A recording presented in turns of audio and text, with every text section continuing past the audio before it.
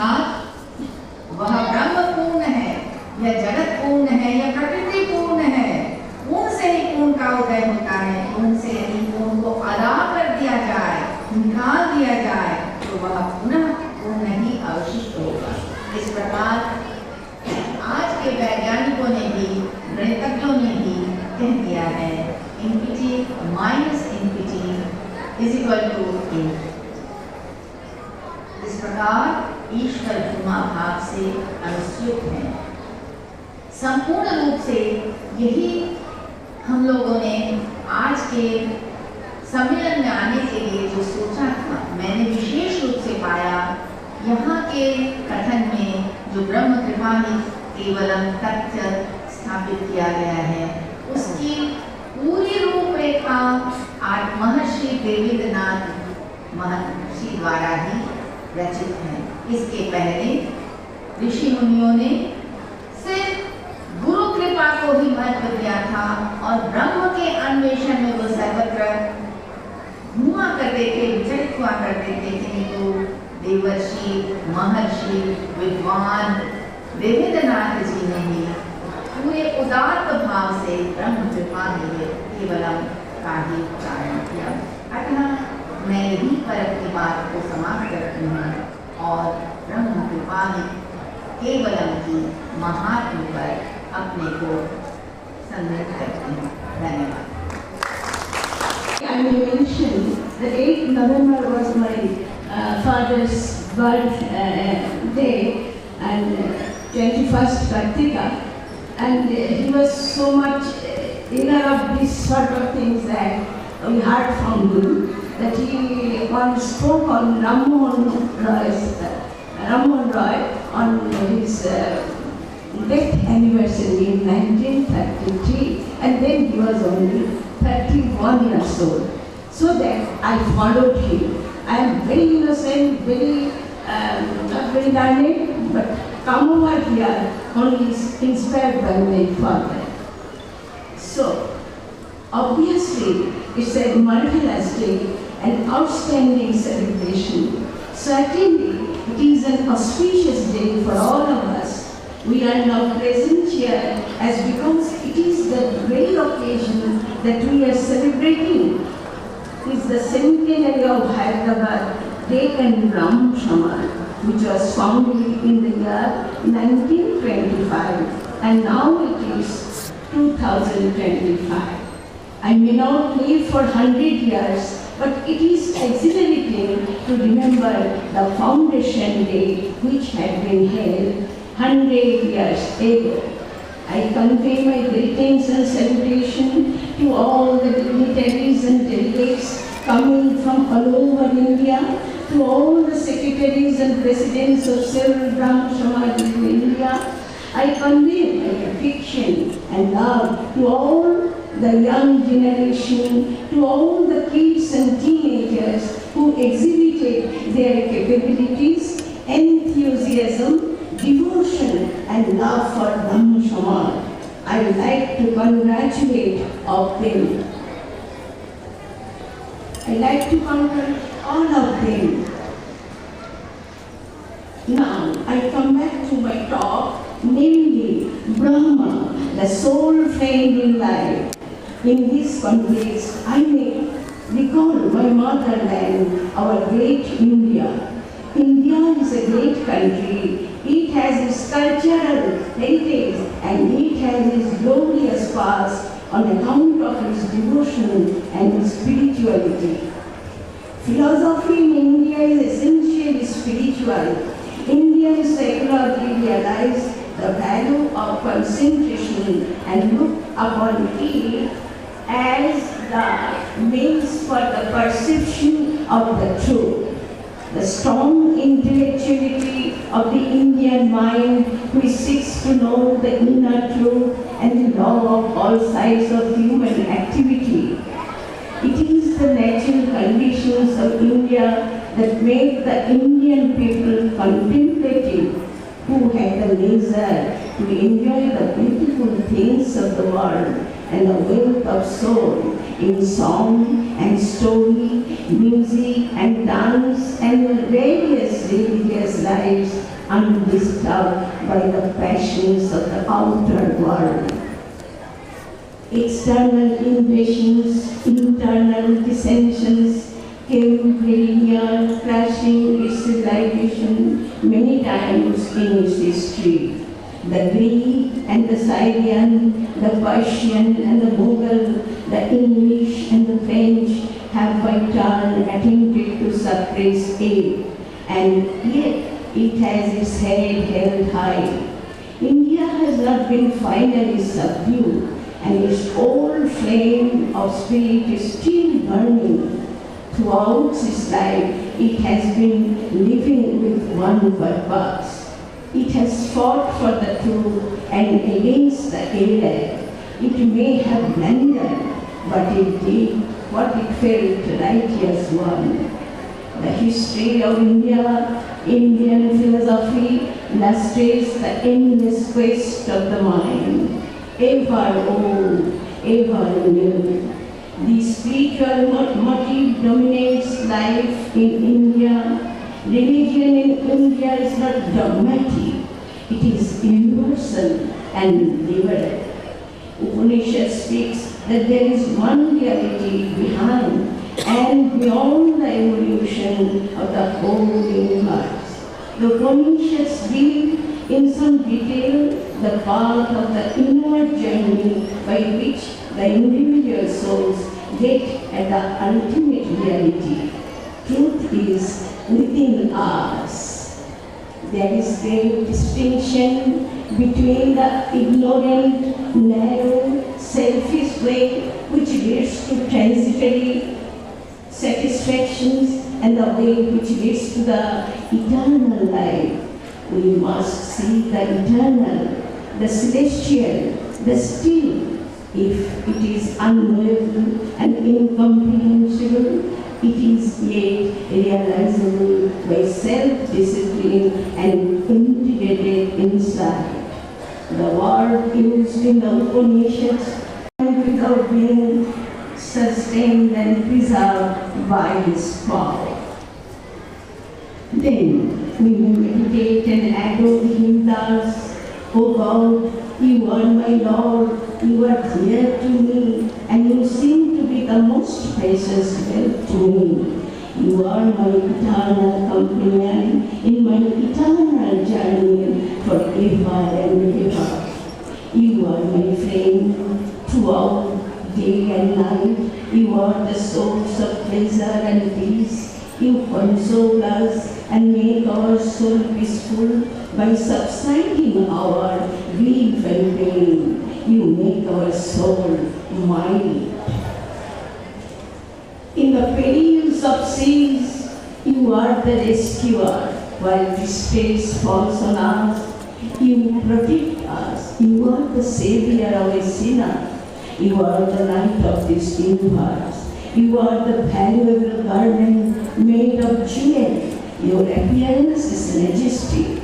Though your words are full of forgiveness, yet You send forth piercing pain to make us restless to know Thyself. You talk with us, but we become dumb then. You give us life to be active, and lastly, You take us in Your arms when the souls need rest, and that is death. God is the substance. His supreme power makes us spellbound, and we know that His intense desire is to make mankind more reasonable, more religious, more dedicated, more humanitarian, more selfless, more pure in heart, more righteous, more pious and integrated. At last, we surrender to Him, realizing His all-powerful existence. He is our constant and loving friend. He is merciful and bestows His blessings to all of us. So, with much dedication, we convey our regretful and grateful salutation to our beloved God. And make a better society for us and the people of the future. How did he keep up with the news of the world? When there were no radios, or telephones, or televisions, let alone cell phones and cameras. How did Ram Mohan find the energy to reach out to all Indians and people of the world? What did he eat and drink? Not hamburgers, varas or Horlicks, nor Coca-Cola. Ram Mohan was born into a rich Hindu Brahmin family of Bengal. His father first sent him to the local school, the Pathshala. The little boy was smart and learned everything quickly. He did his homework regularly and remembered whatever he was taught in school. There he learned his mother tongue, Bengali, and also Sanskrit, which we learn in our schools even today. The clever, hard-working little boy was then sent off to Patna in Bihar, all the way from Bengal, when he was just 9 years old. He went to a hostel of far from home. There he studied Persian and Arabic.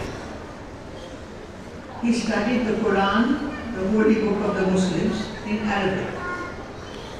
After 3 years, he was sent on to Benares to learn more Sanskrit and the Hindu Shastras, the Hindu holy books. When Ramu returned home after 6 years in the boarding school, he was naturally bigger and stronger than before. He had been eating his meals properly and also did many exercises and weightlifting, as you do also.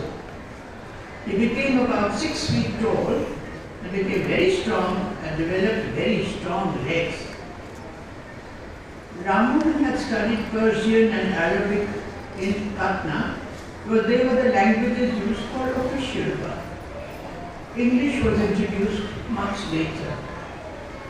Through these two languages, he read the Quran and Sanskrit helped him to read the Hindu Shastras. From both of them he learnt the same thing. They both spoke of God being one and formless, not like the images of gods and goddesses carved in stone and wood were kept in his family's home and worshipped with flowers, sweets, and lots of chanting and prayers and ceremonies guided by priests. These stone and wooden images of gods and goddesses were also fed sweets, or so it seemed. When Ramu reached home, he told his parents that their method of praying to gods and goddesses was wrong. He wrote about his opinions. When his father came to know of his son's writings, he was very angry. He ordered his son, Ramu, to leave the house immediately, which the youngster promptly did. He walked away from family and home in Bengal to many places. He took bullock carts to some places, boats to others, and he walked. At that time there were no cars, no buses or trains, not even bicycles. But he had strong legs, thanks to all his exercises, so he walked a lot. He travelled to many places in the country and lived the simple life of his countrymen. He saw how they lived, how they worked and worshipped. He also wanted to see how Buddhists prayed in the holiest of Buddhist places, way up in the Himalayas, in Tibet. So he walked there too, at age 16. Could you? Could I? Absolutely not. But there he found people praying to statues of Gautam Buddha and also praying to the high priests. Again he told people that it was the wrong way to pray. He repeated that God was one and formless, not in stone statues or in living men.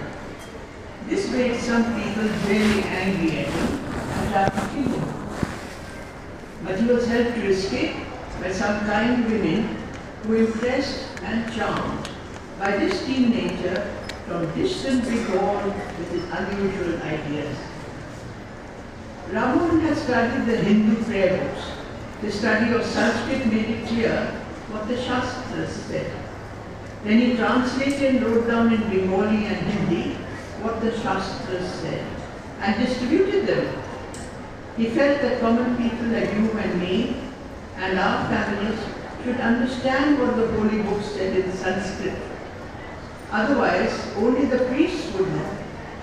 They were the only people who knew Sanskrit. As Ramohan grew older, his lifestyle was made to suit his activities. He would wake up at 4 in the morning and have coffee, while your parents may drink tea or coffee in the morning and you drink milk. Waking up early in eastern India is normal as the sun rises in the east. There everything begins early. Then Ramohan would go for a walk with some like-minded friends. While it was still cool in the morning, he could walk fast. So his companions would rush to keep up with him. He reached home before sunrise. Then his family barber would do up his hair, which was kept long in the fashion of the day. And some men keep long hair today also. Then the barber would read the newspaper to Ramohan while the master went around doing other things. Then it was time for a cup of tea before starting his exercises. Then he was given an oil massage till he was dripping oil. Your mothers must have done that for you too, but for him it was his servants who massaged him. Then came his bath. After that he read and wrote letters with pen and ink and paper. There were no computers then. Then it was time for a big meal at 10 in the morning. He would eat this and the meal was enough for him till the evening. He did not eat lunch at midday as we normally do. He would sit cross-legged on the floor to have his food, and he would eat a Bengali meal of fish and rice, fish curry and rice. After his meal, Ramohan rested for about an hour, and in the afternoon, he spent a lot of time reading and writing all of us, all sorts of letters and articles in various languages. Ramohan knew 10 languages. Many of us complain when we have to learn 2 or 3. More you taken about 5 months to come by ship around the Cape of Good Hope, around the southernmost tip of Africa. He had tea and snacks at 3 in the afternoon, and many people do in the eastern states of Bengal and Assam. There were no pizzas and sandwiches in those days. Snacks would mean puris or samosas or halwa. He would eat some fruit at 5 in the evening. Then he would go visiting friends. Finally, dinner was at 10 o'clock at night. His evening meal would be Muslim style, comprising of pulao, kofta, kormas, then more talk with friends, then pudding was served, a table sweet, and finally bread. So you see, Ramohan had a busy day every day. He ate meals at big intervals, but what helped him carry on with his work was drinking a lot of milk. Not just one glass, but many glasses. They had cows at home. He did not have to buy milk like we do. He could eat a lot of bananas as they were very nourishing. He ate many mangoes when they were in season and lots of coconuts. Ramohan worked a lot with grown-ups, but he also played with children. He even joined them on the swings sometimes. He'd push a child on the swing for some time. Then he'd ask children to push him. while he was on the swing. When a friend asked him why he enjoyed the swing so much, he answered jokingly that he was getting used to the feeling of swaying up and down if and when he went to Europe on a ship going up and down on the waves of the sea. That would take several months. This was just an introduction to such a journey. Some years later he did just that, taking 5 months to go by ship to Europe. Some people got quite sick on those journeys.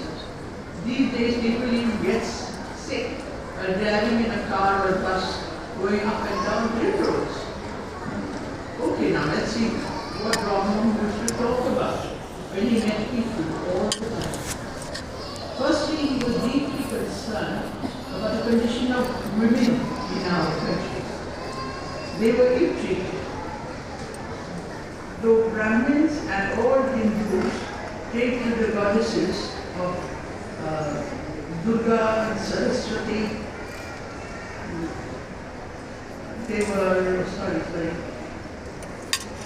woman was allowed to be educated. It was believed that she was, if she was educated, her husband would die soon. But your mothers are educated, and your mothers are educated without her fathers who died. Your fathers are healthy and happy. Earlier it was believed that all women need to do was stay home, cook, clean, and mind children. When her husband died, she was cremated, she was burnt with him, and she was called Sati. Imagine what it was to even burn a finger on a candle or a stove. Even the Englishmen who ruled our country were horrified, but could not stop the Hindu custom. The priest said it was demanded by Hindu law in the Holy Books. But Rammohun said there was no such law in the Holy Books. He convinced Lord William Bentinck of this, and Lord Bentinck ordered the burning of widows to be stopped. It was made illegal. Can you imagine your mother, or any sister or auntie being burnt alive? Never. For this, all of us women are grateful to Rammohun. Rammohun wanted women to be educated. He managed to get schools going to educate boys, teaching them science, geography and all that, even about balloons. Many of the books he wrote himself from all the knowledge available in those days. And he printed many books on a printing press he owned. Schools for girls were started later, but they were educated. He could not start them in his lifetime.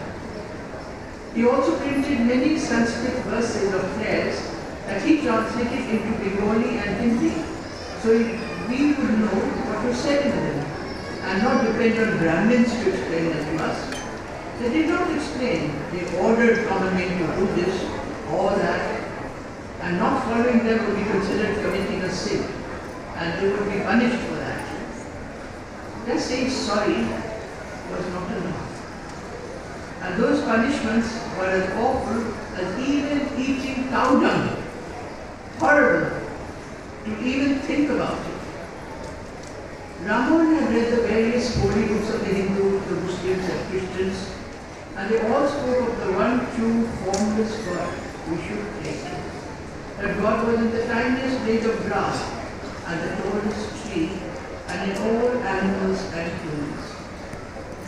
Rammohun founded the Brahmo Samaj, that all of us can gather to pray to this one true formless God.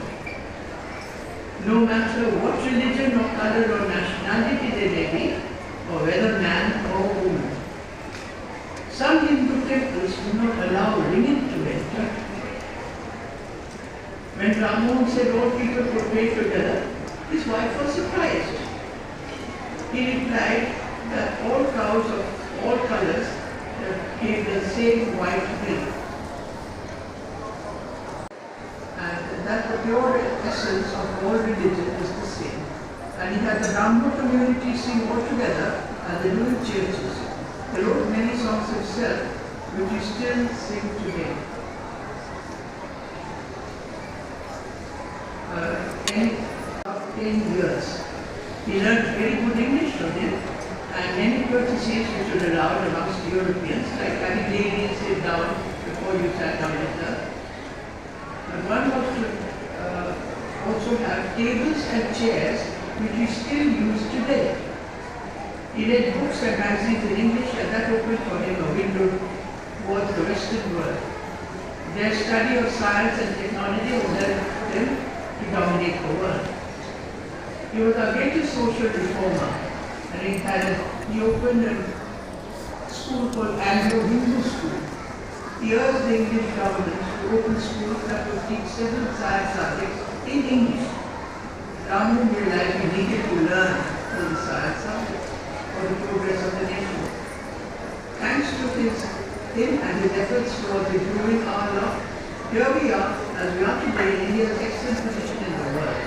Our scientists and engineers have developed and are making ships and aeroplanes, launching spaceships over 200 years ago.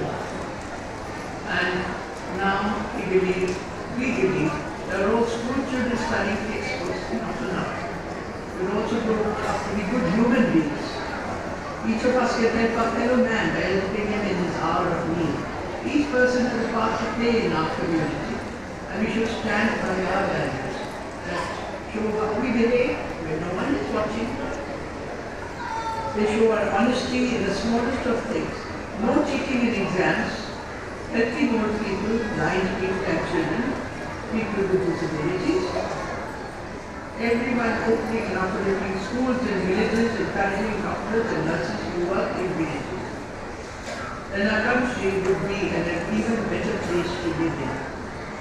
And it falls upon you, our youth, to take it on yourselves, to improve the world around you, and to strive to make a mark yourselves in the world. The same that Raja Rammohun Roy did more than 200 years ago. Good night.